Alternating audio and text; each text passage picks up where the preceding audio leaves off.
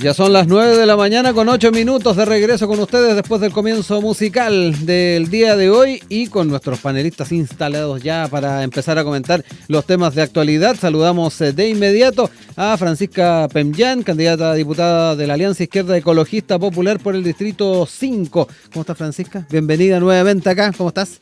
Bien, Rodrigo, muchas gracias por la nueva invitación. Sí, pues, gracias a ti por estar acá con nosotros. Lo mismo que al coordinador territorial del Distrito 11 de la Juventud de Bópoli, Cristian Núñez, que venía ahí corriendo el metro, donde se estaba portando muy bien. ¿Cómo estás? Muy buenos días, Rodrigo. Oigan, vamos a ir de inmediato a los temas que hemos propuesto para el día de hoy. Ya lo estaba adelantando en la introducción, muy de la mano con lo que es, obviamente, la campaña presidencial. Y en este caso, las críticas que se han ido planteando a las propuestas del candidato republicano José Antonio Kast en el ámbito previsional y particularmente con esta idea de eliminar el préstamo solidario. Han habido distintas señales, pero una de ellas estuvo en voz del presidente Gabriel Boric, que aquí cito también lo que plantean algunos medios, en este caso cooperativa.cl, hizo una inesperada aparición en la vocería de los lunes en La Moneda, donde destacó la implementación de la reforma previsional en medio de lo que han sido las críticas a estas propuestas surgidas del candidato republicano. Si bien el tema era, el principal de esta vocería era la celebración por el tercer aniversario de la entrada en vigencia del copago cero en salud, el mandatario hizo una pequeña intervención al inicio para recordar que la pensión garantizada universal subirá a 250.000 pesos para las personas de 82 años o más, como se acordó en la reforma de pensiones. Acto seguido, también se refirió a la reforma, rememoró que costó más de una década que saliera adelante, varios gobiernos trataron y no había acuerdo. Sin embargo, con una buena política y con acuerdos transversales donde hubo gente de distintas posturas que se atrevió a no tener el 100% de lo que quería, se llegó a un punto de encuentro pensando en los chilenos y chilenas que lo necesitan. Esa es la buena política, independientemente de las diferencias que tengamos, quienes estemos en ella, trabajamos para mejorar la vida de quienes están en su casa. No mencionó explícitamente al candidato Kast, pero de alguna manera viene una crítica implícita en lo que tiene que ver entonces con estas declaraciones del mandatario. Esto ha venido también de la mano con las posiciones que se han tomado desde el comando tanto de Janet Jara como de Evelyn Matei. Frente a esta propuesta, yo quiero citar ahí algunas opiniones. La diputada Kael Yeomans del Frente Amplio defendió que los jubilados están esperando que en enero aumente sus pensiones por el seguro social, en particular las mujeres y los sectores medios. Esa certeza las vamos a defender frente a los que quieren generar incertidumbres, como lo hace José Antonio Kast con lo que ha señalado respecto al chavo préstamo. Esto lo recojo del mostrador, dicho sea de paso. El senador Lagos Weber, costó tanto sacar esta reforma, no vengamos a ponerla en duda ahora. Se comienza a pagar la PGU de 250.000 pesos a partir del 1 de septiembre, o sea, ya está en vigor. A los mayores de 82 años, en un tiempo gradual de menos de 2 años, todos los pensionados en Chile van a tener un aumento. También la candidata Evelyn Matei, en una entrevista que dio a El Pingüino, sostuvo: nos demoramos más de 10 años en llegar a una ley de pensiones y resulta que ahora un extremo lo quiere desarmar y el otro extremo también lo quiere desarmar. Ahí también dando algunos palos para el oficialismo, en este caso. Por último, quiero citar al senador Juan Antonio Coloma, que integra el comité político de Evelyn Matei. Llamó a Kast a desistir. Estos son acuerdos bien complejos que financieramente son difíciles y se logró un buen entendimiento. Entonces, ahí me cuesta entender que después de haber esperado años se quiera volver a discutir. Eso obviamente genera incertezas.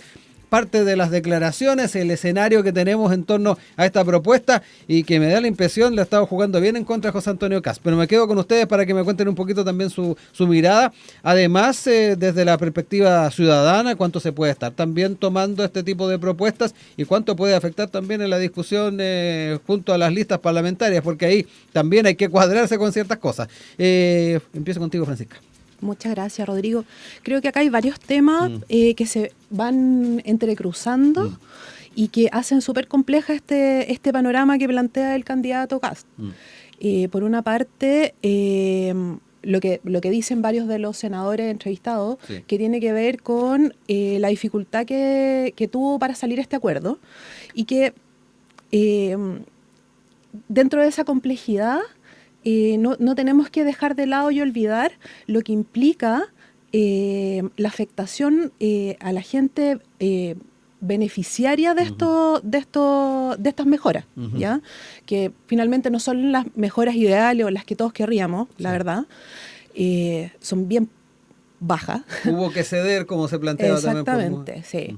Pero son las que hay en este minuto, y generar un retroceso sobre ella es una súper mala señal. Y, pucha, se me vienen muchos temas a la cabeza con todo lo que plantea, con todo lo que se plantea sobre esto. Y creo que, bueno, por una parte está este tema del retroceso, pero también justo el presidente hace esta alocución en la celebración del copago cero, que es otro beneficio. Entonces, ahí te vas dando cuenta que hay una falta de comprensión de parte del candidato Kast respecto de las necesidades de la gente, del pueblo, en los territorios respecto de estas mejoras. Plantear que va a usar, porque en alguna parte lo menciona también, que va a usar instrumentos financieros para poder, ¿cómo se llama esto?, generar reformas, sabiendo lo inestables que son los mercados. También es otra arista dentro del problema que genera él al hacer estas declaraciones. Tampoco me quiero extender tanto, pero por lo menos en mi distrito, esto que él plantea afectaría a 51.000 personas. Yeah. O sea, quitar estos beneficios, Sí. que tienen un promedio de 87.000 pesos por persona, son 87.000 pesos menos para remedios, para comida, para vivienda, para todo lo que es necesario, y es mucha plata. Para la gente de a pie es mucha plata. Entonces, otro tema, ahí es donde se nota la desconexión con la realidad nacional. Entonces, se genera un panorama bien amplio de situaciones o de planteamientos que él hace que se van concatenando para demostrar esta distancia con la gente. Cristian, cuéntame también tu perspectiva en torno a lo que está ocurriendo con este debate en torno a lo previsional y particularmente lo que tiene que ver con este enfoque que ha dado José Antonio Kast. Como que todos también han sido bien críticos, tomando en cuenta que además que desde el oficialismo y Chile Vamos llevaron adelante este acuerdo que finalmente dio luz al sistema o a esta reforma previsional, pero me quedo también con lo que me cuentas tú. Bueno, primero, el Partido Republicano, desde que el gobierno comenzó con la reforma del sistema previsional, ha estado completamente en contra a todo. Es incapaz de sentarse en una mesa a conversar, es incapaz de sentarse en una mesa a trabajar en conjunto, primero porque ellos lo consideran una traición a sus principios. La idea de llegar a acuerdos con el opuesto, para ellos es un sacrilegio. Y segundo, no solamente el Partido Republicano, sino también una parte importante del Partido Comunista también ha estado muy en contra de las reformas previsionales. No nos olvidemos de que a Janet Jara se le hizo una crítica profunda dentro de la Comisión Política del Partido Comunista por haber llevado a cabo un acuerdo en conjunto con la derecha. Y es complejo porque el punto de un acuerdo es que los dos pierden. O sea, es imposible que un acuerdo no suponga que ambas partes ceden, porque si no, no es un acuerdo. No existe. Y puntualmente respecto a la situación con Kast es esa. Es que, y esto también ha sido una estrategia por parte del Partido Republicano, es constantemente ir metiendo inestabilidad en periodos importantes políticamente hablando, ¿cierto? Durante la campaña de las municipales y gobiernos regionales hicieron exactamente lo mismo. Armaban una comisión pequeña que usualmente está armada dentro del mismo partido, que luego se le comunicaba a los parlamentarios para que estos o no votaran a favor o derechamente no se presentaran a votar dentro de la Cámara. Y es ¿Una minuta, por ejemplo? Es una estrategia extremadamente básica, pero una estrategia que sirve mucho para pegar. Lamentablemente, en el proceso de querer pegarle al opuesto, uno le termina pegando a los ciudadanos de a pie. Que también es una realidad súper dura.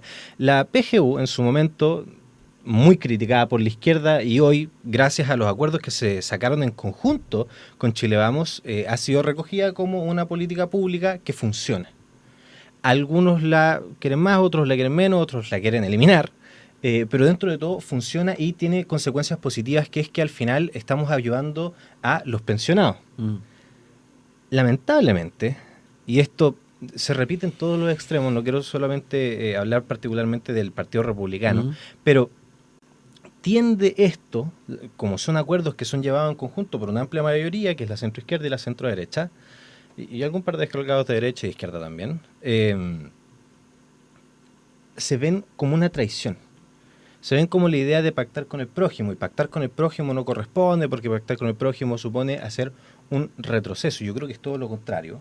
Yo creo que lo que plantea José Antonio Kast es un retroceso. La idea de creer que uno puede votar por la borda lo que son meses y años de trabajo en conjunto, eso es estar en contra de todo un sistema político que él posteriormente plantea querer liderar.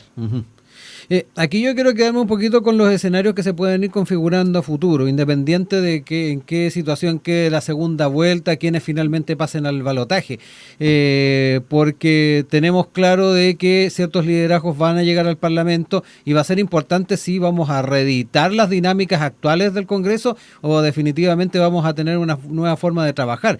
Y si tenemos una réplica, se tensionan los ambientes, se polarizan las discusiones, vamos a tener una situación compleja para sacar adelante ciertas propuestas. Y ahí quiero quedarme con el elemento del acuerdo, el ceder, el no ceder, cuáles son también las posiciones más difíciles de alguna manera ceder en una conversación, en una negociación, porque me da la impresión de que ahí, además de lo que pueda plantear un ejecutivo, es bien importante con qué parlamento se va a encontrar. Y ahí también quiero apelar a ti, Francisca, porque tú estás ahí también como candidata y de alguna manera me da la impresión de que puede generar algún grado de inquietud qué es lo que puede ocurrir en esos mismos escenarios, independiente de cómo se vaya dando también el desenlace presidencial. Sí, es un tema súper complejo porque finalmente nos hemos enfrentado estos últimos años a que la gente, el pueblo, los ciudadanos son la moneda de cambio en todos los acuerdos políticos. Y eso finalmente es lo que hay que apostar a tratar de cambiar.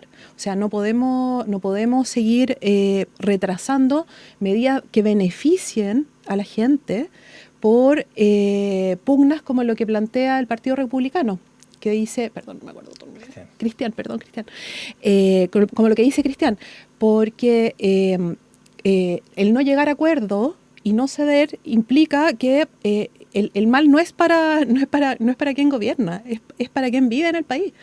Y ese es un tema muy complejo. Y en ese mismo punto lo que me sorprende, y no me termina de sorprender nunca, es como el candidato Kast, habiendo participado del sistema político y legislativo y estando ahí en varios periodos, hace este tipo de declaraciones con la consabida dificultad que es poder llegar a algunas mejoras. Entonces, al final de cuentas, uno dice, a ver, ¿para qué quiere gobernar? ¿Cuál es el objetivo? Ahí es donde hay que plantearse la interrogante. Más allá de lo que él proponga, es por qué lo quiere hacer. Porque claramente no apela al beneficio de la gente a la cual quiere gobernar. Francisca, antes de darle la palabra también a Cristian, en varias oportunidades se habla de, obviamente, posturas más extremas en este caso en la derecha y muy identificado con lo que es José Antonio Kast en distintos debates, pero también se hace mención a ciertos sectores del PC que han marcado matices con Janet Jara u otros sectores también de la izquierda nacional. ¿Cómo ves también de alguna manera esas posturas o esos planteamientos que se transforman como equivalentes? A propósito que también lo traía a colación Cristian recién. Sí, yo le veo una diferencia fundamental que tiene que ver justo con lo que acabo de mencionar antes, que es con ¿por qué me trato de diferenciar? ¿Qué es lo que quiere? Independiente que yo no pertenezco al PC ni a la coalición de gobierno ni nada por el estilo, me parece que dentro del planteamiento de quienes estaban en contra de esta reforma previsional, tenía que ver con que la consideraban insuficiente. No es que no la quisieran aprobar, no es que no quisieran que hubiese una mejora, sino que querían algo mejor que lo que estaba planteando. Y me parece que en ese sentido, esta extrema derecha siempre se plantea desde el gobernar para un determinado grupo de gente más pequeña, con más intereses económicos, con una mejora y un crecimiento particular para unos pocos y en ese sentido creo que esa es la gran diferencia que hay entre estas oposiciones más no, radicalizadas, puede decirse, entre derecha e izquierda. Cristian, cuéntame también un poquito respecto a la reflexión que estaba ahí planteando sobre no solamente los escenarios desde la perspectiva de quién llega a la moneda, sino que además cómo se vayan dando esas relaciones con el Parlamento y las dinámicas parlamentarias que sabemos han estado en más de una oportunidad en el ojo del huracán, lo hemos tratado acá en los mismos paneles. Cuéntame también un poquito de aquello. Bueno, por un lado, yo creo que efectivamente el liderazgo de José Antonio Kast es negativo. Yo nunca lo he escondido y lo he repetido y lo seguiré repitiendo, porque no es un liderazgo que es capaz de conducir al Parlamento a acuerdos, que es lo más grave dentro de todo. También es importante señalar, como también muchas veces he señalado, que una de las bancadas más inestables, junto a la de Bópoli, es también la del Partido Republicano. Entran parlamentarios, salen parlamentarios, son incapaces de llegar a un acuerdo en conjunto de cómo votar en la Cámara, de cómo llevar directrices dentro de las comisiones de las cuales forman parte. A veces están de acuerdo, a veces están en desacuerdo. Un día se levantan bien, otro mal. Es muy complejo. Y yo siento que eso se va a traducir y eventualmente va a transferirse directamente al eventual gobierno que intentaría llevar José Antonio Kast, que también, y nunca lo he escondido, dudo que sea un buen gobierno, pero bueno. Y cuando eso se transfiere al sistema político, y yo creo que ahí rescato mucho la reforma al sistema que se hizo por parte de los senadores de Bópoli, que son Felipe y Luciano, para poder, ¿no es cierto?, tratar de darle un poco de estabilidad a la situación. Porque también hoy en día formamos parte de un sistema político, tanto aquí Francisca como candidata, como yo también como militante, que es profundamente inestable, porque no te da garantías, no te permite arribar a acuerdos concretos. Los parlamentarios descolgados o los díscolos terminan siendo de una u otra manera una bisagra que te incapacita para poder llevar a cabo mesas de trabajo o comisiones que han estado trabajando en un proyecto determinado por mucho tiempo. Y eso lo que termina causando es que efectivamente se quiebran las cosas, o intentan quebrarlas, como está intentando hacer ahora José Antonio Kast, porque, y esto también es muy serio, el Partido Republicano es experto en decir que el actual sistema político es súper malo y habría que cambiarlo y necesitamos una reforma, pero para aprovecharse de este tipo de situaciones, para poder crear coyunturas que terminan quebrando tanto a la derecha en general, como también creándole un problema artificial al gobierno, porque el acuerdo iba, y no había ningún problema, pero ahora existen miles de problemas, son expertos. Y no me cabe ninguna duda que eventualmente eso se transferiría a la forma de gobernar. Yo no creo que José Antonio Kast en todo caso gobierne solamente para un grupo económico determinado. Yo creo que él solamente gobierna para su gente, que ese es el problema más grave. Vamos a ir también haciendo apreciaciones finales. Francisca, me quedo contigo, no sé qué apuntes o contrapuntos quieras hacer al respecto, pero además ahí Cristian habló un poco del sistema político, donde también no hay de repente un diagnóstico común de cuál puede ser tal vez el esquema más apropiado para sacarlo adelante. Se ha hablado de esta suerte de porcentajes de representación para seguir siendo partidos. En fin, hay muchas cosas que van enrareciendo la conversación, pero me quiero quedar contigo también desde tu óptica. Sí, esta reforma es bien peculiar, porque en el fondo lo que pretende es cerrar aún más el sistema político en los mismos grupos que ya ostentan el poder hace mucho tiempo. Entonces, esto se va a ir cerrando, se va a ir reduciendo, la gente, el pueblo va a perder representatividad, o sea, vas a quedar sumido en o uno o dos, pero el tema es que hay muchos partidos, justamente como Bópoli, que corren el riesgo también de perderse en esta reforma. Entonces, también esta reforma, ¿quién y para qué la está haciendo? También se transforma en un tema que habría que debatir más. De hecho, hoy día se legisla sobre eso, si no me equivoco, sobre algunos de los puntos en la tarde, y va a ser súper complicado para quienes no estamos completamente o parcialmente de acuerdo con quienes están en este minuto en el poder. Entonces, claro, si no esta elección es la última oportunidad de poder seguir manteniendo algún poco de diversidad dentro del Parlamento. Y la diversidad es buena, no es mala. Lo que pasa es que hay grupos que históricamente han tratado de decirnos que que ser diferente es complejo. Yo creo que tiene mucho que ver con algunos de los principios que siempre trata de imponer el fascismo para poder, ¿cómo se llama esto? Gobernar, mostrar que el otro que lo diferente es malo. ¿Es manejable la inestabilidad a la que hablaba también Cristian?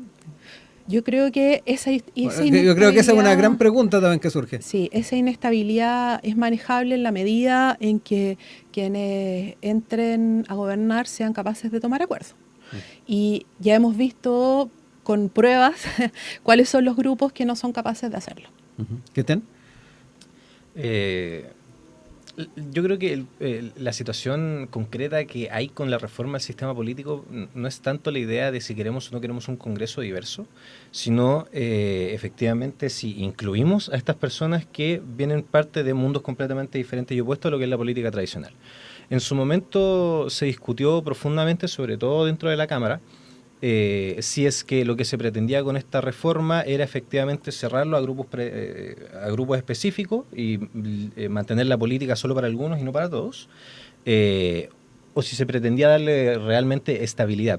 Yo creo que ahí hay una discusión importante entre ambas situaciones, si es que lo que uno pretende es dar gobernabilidad o si se prefiere, ¿no es cierto?, abrir el Congreso a la mayor cantidad de aspectos y posiciones políticas posibles.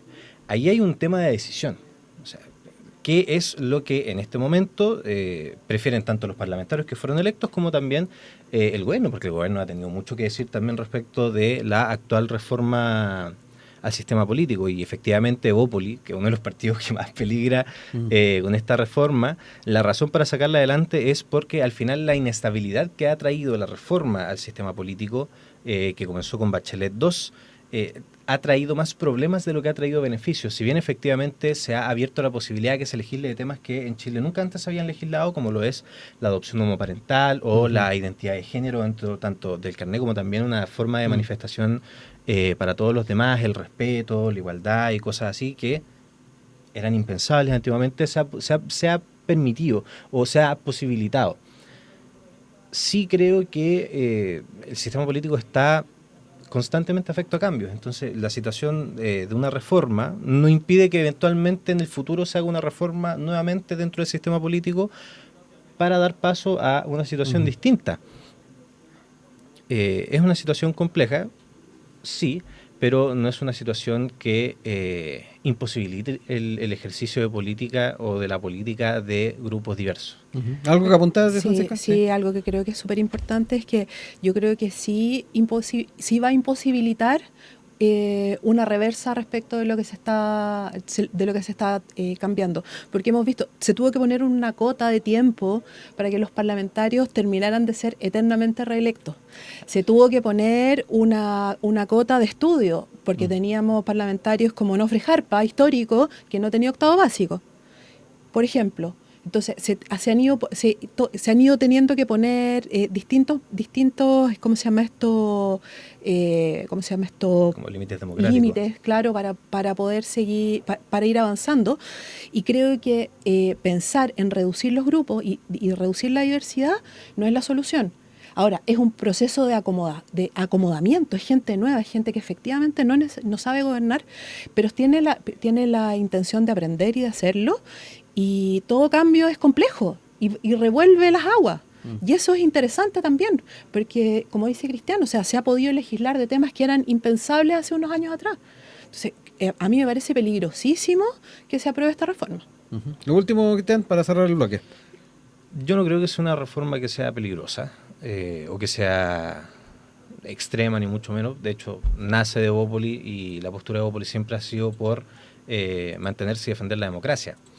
Sí creo, bueno, que dentro de todo es una reforma transitoria, o sea, no es algo que va a inmediatamente a imponerse. Sí. Pero incluso si es que dejáramos fuera, ¿no es cierto?, un poco el aspecto de las elecciones y nos concentráramos solamente en la forma en la que posteriormente se realizaría la política dentro del poder legislativo, yo ahí creo que ese es el fuerte de la actual reforma. O sea, si es que existen estos parlamentarios díscolos que desaparecen y fueron electos en un partido y de la nada ya no son de ese partido, que se les pueda, claro, que pierdan el escaño para mí es tremendamente importante. El ejemplo más claro y que viene del mismo partido es Otwiti. Es una persona que fue electa bajo las banderas del liberalismo, que era una persona que se jactaba de ser parte de un sector no conservador, hoy candidato por la UDI, que es un partido conservador de derecha, que si bien es parte de la misma coalición, compartimos matices completamente diferentes y sus votantes en su momento también compartían matices diferentes porque si no hubiesen elegido a alguien de la UDI. Yo creo que eso es lo más importante dentro de la actual reforma del sistema político. Ya son las 9:37, seguimos con nuestro panel de esta jornada de día martes, junto a Cristian Núñez, coordinador territorial del Distrito 11 de la Juventud de Bópoli, y con Francisca Pemllán, candidata a diputada de la Alianza Izquierda Ecologista Popular por el Distrito 5. Y vamos a cambiar de tema, siempre en la presidencial, y en este caso lo que se ha llamado relanzamiento, no sé qué otro adjetivo ponerle a lo que es la campaña de Evelyn Matei. Lo contempla la tercera, nuevo eslogan, guiño además al expresidente Piñera, detalles de alguna manera de lo que ha sido este encuentro, además de Matei con ex autoridades y dirigentes de Chile Vamos, según se plantea además en esta nota, en medio de la inquietud por los descuelgues el día de ayer, la banderada de la coalición de centro derecha daba a conocer un cambio en el relato de su contienda electoral, Chile un solo equipo, que va a ser la frase que va a estar marcando esta nueva etapa, y etapa donde además y particularmente actividad que estuvo con la presencia de, por ejemplo, la hija del expresidente Piñera, Magdalena, que se da además en el contexto de esta actividad, y además, ya lo decíamos, estos descuelgues. En ese sentido es bien importante ir tratando de analizar qué hay detrás de lo que es esta apuesta. Muchos dicen que no solo fidelizar a los asistentes, sino también presentar el nuevo diseño que va a estar acompañando a la candidata de cara a la primera vuelta de noviembre. Se establece que obviamente el momento que se está haciendo es preciso, mes de septiembre. Sin embargo, es bien importante saber cuál es la perspectiva que se tiene, ¿no?, desde otros sectores políticos y particularmente desde la propia política.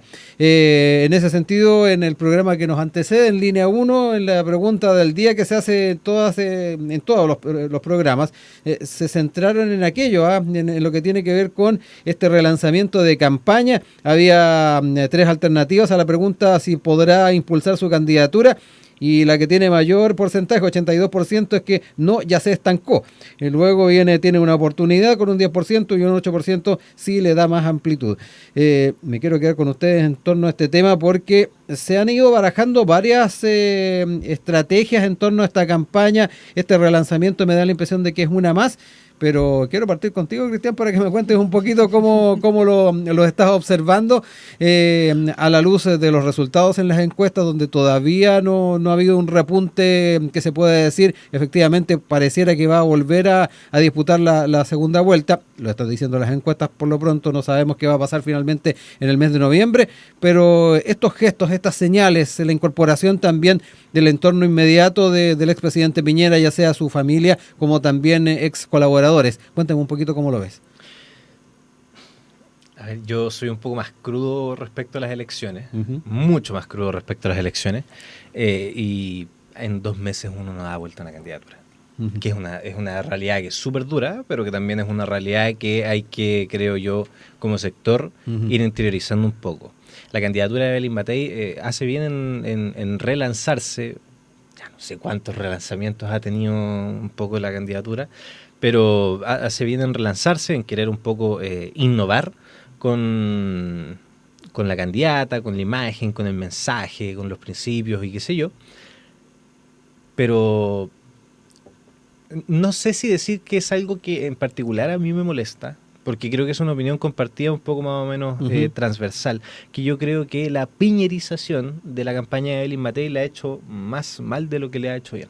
Yeah. Evelyn Matei solía ser la imagen de una mujer de hierro, ¿no es cierto? Un poco la persona que llegó a Providencia a arreglar la municipalidad, que se dio cuenta de que habían una cantidad de agujeros económicos súper grandes, que la dejó súper bien, que si uno toma los indicadores Providencia durante los 8 años que Evelyn fue alcaldesa, mejoró un montonazo. Y eso se ha ido perdiendo un poco dentro del relato de la candidatura de Evelyn Matei. Ya no es la senadora, exministra del Trabajo, exalcaldesa que llegó a reformar la política chilena, que se enfrentó a una situación súper dura. No, ahora es un poco... La están tratando mucho de asemejar a la imagen de Piñera, y citando a Juan Vallejo, se tiene que despiñerizar. Ella no es Sebastián Piñera. El equipo que la acompaña tampoco es el equipo de Sebastián Piñera. Está súper bien y son muy bonitos los gestos de que la familia del expresidente todavía la acompañe, pero yo no lo veo, al menos de forma particular, no lo veo como que debiese ser el eje central de la candidatura de Evelyn Matei. Yo lo veo irremontable también. O sea, es extremadamente complejo dar vuelta a una elección en el exiguo tiempo que queda. Si bien muchos hablan de, pero cómo ocurrió con el apruebo y el rechazo y qué sé yo, eso fue un momento político tan específico y tan especial que no se le puede hacer símiles. Yo he peleado un montón con gente del equipo de Evelyn Matei tratando de sacar adelante ideas y sacar adelante proyectos que al final cierran un poco la puerta a poder contribuir, pero también tanto el equipo lo imposibilita como también el entorno. Sí. Francisca, también cuéntame un poquito cómo ves este escenario, también lo que nos plantea Cristian, que de lo que de alguna manera se vive desde la interna, además de los partidos que forman parte de la coalición. También este concepto de piñerización que efectivamente, por las características que tiene Evelyn Matei, es bien relevante si es que desde la perspectiva del electorado se valoraría un atributo de estas características. Me quedo contigo. Bueno, creo que lo primero y lo más importante acá es la campaña sucia que hicieron sobre la imagen de ella. O sea, independiente de que yo no tengo ninguna cercanía para nada, pero sí hay un tema de género que compartimos. Y en mi opinión, parte de esta imposibilidad de remontar tiene que ver con eso, con una campaña que viene desde su mismo sector. O sea, ella sufrió lo que podríamos decir fuego amigo, para poder bajarla. Pero también creo que la postura de ella siempre ha sido desde una instrumentalización del género. Ella, en Providencia o como ministra, siempre ejerció muy desde la masculinidad. O sea, en el fondo ella era como... ella se trató de perfilar como una figura masculina más que femenina. Y en el fondo como quitándole atributos, quitándole características femeninas a su postura, y después las dejó ver mucho tiempo después. O sea, cuando uno puede ver, no sé, pues en algunos programas o entrevistas muy puntuales, con cosas bien que llegan a ser divertidas, como el tema de que la blusa de la Salma Hayek, que ella tenía la misma y además se la hizo ella, cosas que llegan a ser como simpáticas de ella y que hacen que gane esta elección y la acercan a la elección municipal y que la hacen ser una candidata viable, porque finalmente era una figura súper lejana. Entonces, pero siempre desde esta masculinidad, como súper instrumentalizada siempre. Y en mi opinión, su comando le hace un flaco favor, porque ella es una figura lejana. Mi impresión es que ella no independiente de estos relanzamientos que han hecho una y otra vez, han tenido este tema de las vocerías corales, como de poner mucha gente a hablar, y ella sigue siendo invisibilizada. Entonces, aquí tenemos otro ejemplo de mansplaining hacia una mujer, en que tienes un grupo de gente, no solamente hombres en este caso, también mujeres, que evitan que tú hables. Yo me imagino que ella se levanta en la mañana y se despierta y le dicen no hables. Y sale y se sube al auto y le dicen no hables. Entonces está todo el tiempo como entregando su relato a terceros. Y eso te termina jugando en contra, independiente de que ella tiene una postura súper polvorita. Sí, eso es una realidad. Pero parte de los atributos que hicieron que le eligieran en una elección popular, Sí. pasa por eso. Entonces hay un problema en su comando de no entender a su propia candidata. Y eso tiene que ver también con lo que decía Cristian de tratar de asimilarla o llevar elementos de lo que era el liderazgo de Sebastián Piñera durante sus mandatos. Claro, sí. Porque nuevamente está remasculinizando su imagen. En el fondo, ella, si tú miras como desde afuera de la campaña, es como, ella no es suficiente, por lo tanto, tenemos que acercarla a esta otra imagen. Tenemos que juntarla con esto y hacer como un match, como para completarla. ¿Y por qué? Entre otras cosas porque es mujer. ¿Por qué? Porque es mujer, tiene salidas que son inapropiadas. Entonces, si un candidato hombre sale diciendo, no, es que yo opino y golpea la mesa o indica con el dedo, es un héroe. Pero si una mujer lo hace, es histérica. Y independiente de que la palabra no sea políticamente actualmente, es lo que está en el pensamiento colectivo.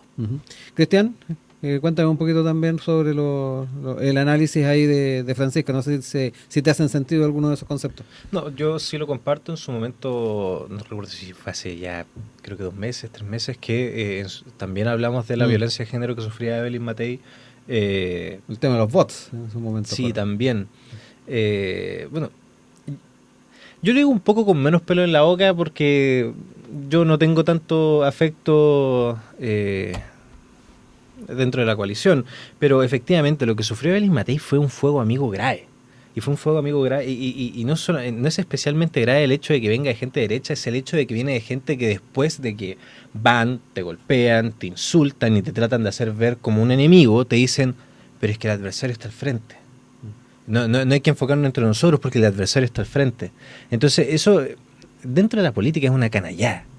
Es de lo más bajo que uno puede realizar. También que se haya descubierto que este ataque venía del Partido Republicano y venía de parlamentarios republicanos que financiaron esto, lo hace más grave. Lo hace más grave porque posteriormente, si es que Evelyn no pasa a segunda vuelta y es José Antonio Kast quien pasa, pretender que él puede ganar una campaña solo, sin la centro derecha, es un cuento de fantasía. José Antonio Kast ha ido a competir 1000 veces y de las 1000 veces que ha competido, solamente ha podido ganar como parlamentario, no porque sea competitivo, sino porque fue un distrito heredado, de la misma manera que se le heredó posteriormente ahora al hijo, que también es candidato parlamentario por el mismo distrito. Entonces, sorprende y molesta. Y molesta también especialmente, y esto yo lo tengo guardado ya de hace rato, y lo comenté dentro de la juventud, pero molesta sobre todo y particularmente porque después que van y la atacan, ¿no es cierto?, salen los partidos de centro derecha, como Renovación Nacional, a decir, sí, por supuesto, Evelyn te va a apoyar con todo, pero después cuando tienen que efectivamente prestar el apoyo, se lo quitan. Se lo quitan. Y si uno también va a todos los descuelgues de la campaña de Evelyn Matei, que se transfieren posteriormente a la campaña de José Antonio Kast, vienen de la centro derecha, particularmente de Renovación Nacional. El exalcalde de Puente Alto, que si bien ya no es militante, se supone que fue electo bajo principios específicos. Entonces también hay un gen de cobardía y de falta de lealtad dentro de la centro derecha que es súper grave. Y que lo podemos ver evidenciado ahora. No sé si especialmente porque Evelyn Matei sea mujer, pero yo sí siento que es porque dentro de estas personas hay un gen de cobardía que no lo pueden reprimir. Tienen que expresarlo y se expresa de esta manera. Oye, Francisca, retomando también parte de las reflexiones de Cristian, ¿está también las lecturas que se puedan hacer desde ciertos liderazgos de Chile Vamos en cuanto a que el escenario de segunda vuelta pareciera inclinarse hacia José Antonio Kast y efectivamente el ir apoyando o de alguna manera alejándose de ciertas posturas de Chile Vamos y de su candidatura principal, parecieran señales de que algunos quieren dejar el barco? No sé cómo también lo ves tú, más allá además de la otra reflexión que había hecho tú. O sea, yo lo encuentro peligrosísimo porque finalmente, ¿qué es Juan Antonio Kast? Es limitar la reforma previsional. O sea, retrotraerla. Es no apoyo a ¿cómo se llama esto? A ningún tipo de legislación que no sean las tradicionales. Eliminación de ministerio, reducción del ¿cómo se llama esto? Del gobierno. Una serie de cosas que van en desmedro de la gente, que van en desmedro del pueblo. Entonces es muy complejo plantearlo a él como una alternativa de segunda vuelta, por todo lo que él representa y lo que ha demostrado que quiere hacer. O sea, mencionó hace un par de días que pensaba que podía gobernar con decretos ley. O sea, ¿de qué estamos hablando? De alguien que va a ir en contra del Parlamento, que va a hacer lo que quiera. Él es una persona, él y su sector son un grupo peligrosísimo. Tienen una agenda súper clara y que no tiene que ver con nada de las conquistas sociales que se han podido llevar a cabo estos últimos años, que han sido súper pocas también. Y creo que Cristian tiene razón, o sea, este fuego amigo en contra de Evelyn Matei ha sido súper complicado, porque te demuestra finalmente que no tienen como un control respecto de con quién van a, o sea, de cómo atacar. Sí. Les da lo mismo que hacer, les da lo mismo cómo conseguir los objetivos.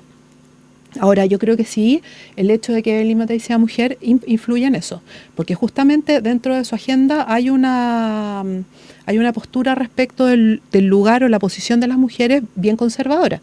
Entonces, en esa postura conservadora también hay un retroceso en las libertades sociales, que puede sonar súper abstracto en este minuto, pero no sabemos hasta dónde puede llegar, y eso es lo complicado. También me parece que respecto ya de la misma candidata, ella no pertenece a la casta política que gobierna, y decir que gobierna es como con todos los partidos que componen en este minuto el espectro general. Uh-huh. Lo mismo pasa con los republicanos, ojo, por eso son para mi gusto, tan disparados. Ella viene de la familia militar, pero la gente que la rodea, y sobre todo la gente que la sabotea, gente que está emparentada entre derecha y izquierda hace muchos años. O sea, ahí ella no tiene ese backup a su favor, y que también es importante. Les dejo los últimos minutos para cerrar ideas, Cristian. La verdad de las cosas es que es complicadísimo. Ya las elecciones ya empezaron. O sea, ya empezaron hace mucho antes, pero ya empezaron y de aquí en adelante lo que queda es un camino muy complejo, y yo creo que todavía quedan demasiadas piedras en el camino, las cuales van a ir tropezando a cada uno de los candidatos. Veo compleja la situación, veo muy compleja la situación, porque por un lado, a mi parecer al menos, las listas parlamentarias son malas y los candidatos no son los ideales. La discusión política se está tornando fuera y lejos de las necesidades de la gente, y mucho más a una agenda ideológica que impulsa cada partido. Y eso lo que termina haciendo es imposibilitando acuerdos dentro del Congreso, eso lo que termina haciendo es atrasando materias importantes dentro del Congreso también, y que se llevan en conjunto con el Poder Ejecutivo. Yo recojo también aquí lo que dijo Francisca sobre el disparate que dijo José Antonio Kast de querer legislar a punta de decreto. Él sabe, y él tiene súper claro, que los decretos son súper acotados, son súper específicos, y no son para gobernar, son para hacer ciertas situaciones administrativas un poco más expeditas. Pero o sea, si estamos hablando de un gobierno que solo va a gobernar alrededor de decretos, va a ser un gobierno muy exiguo, que es incapaz de llevar a cabo los cambios importantes que necesita llevar a cabo Chile, y dan también a entender que el liderazgo de José Antonio Kast es incapaz hoy de llevar un Chile que no solamente comparte las posturas que tiene él, porque cuando uno gobierna, no gobierna para los suyos, uno tiene que gobernar para todos los chilenos, y creo particularmente que José Antonio Kast todavía no entiende eso. Francisca, para cerrar el panel. Bueno, creo que también lo que dice Cristian respecto de las listas parlamentarias es súper cierto. O sea, aquí hay una farandulización de la política que ya hemos visto en las elecciones anteriores, que ha generado siempre algún problema. Siempre se hace complejo. Pero también hay un cerco comunicacional que evita que los candidatos en general podamos dar a conocer lo que realmente pensamos y queremos hacer. O sea, son pocos los que tienen pantalla, son súper acotados a Sí. los grupos económicos que manejan en general los medios de comunicación. Y finalmente lo que termina pasando es que terminamos hablando, teniendo que conversar de noticias que son como muy aparatosas o muy de último minuto, muy vendedoras, pero con cero contenido. Y al no tener contenido, terminan saliendo justamente estos personajes que son mediáticamente conocidos, que no necesitan tener un programa para poder salir electos. Y seguimos metidos en este círculo vicioso. Oigan, yo quiero darle las gracias a Francisca Pemllán, Cristian Núñez, que nos acompañaron el día de hoy en el panel. Que estén muy bien y nos reencontramos a futuro para seguir conversando sobre la actualidad. Igualmente. Un abrazo. Muchas gracias.